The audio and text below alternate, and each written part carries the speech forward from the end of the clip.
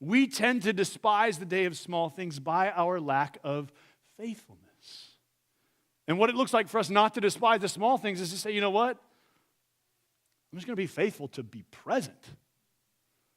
Present when the people of God gather for worship. Present in opportunities to minister God's goodness in the city.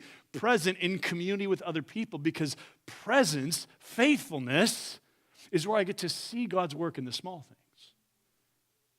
Like, even if we agree, right, that every once in a while something really cool happens in somebody's life, it's never just in that moment, right?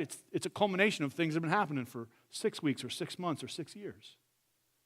They just kind of come to fruition in that moment. It's the small things that are bearing fruit. Here's a second way I think we tend to despise the day of small things: by our propensity toward hype. Look, a lot of America, and therefore a lot of American Christianity, tends to run on adrenaline, right? I mean, we're just like into the next big thing. We tend to run on hype. In fact, for some of us, it sort of takes hype for us to make it through the next week.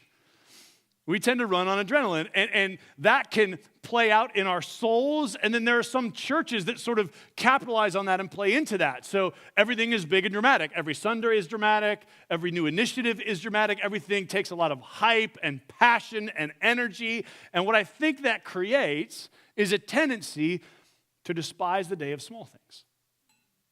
Because if everything that really matters has to be big and dramatic, then what it conditions us to think is, unless it's big and dramatic, it must not really matter.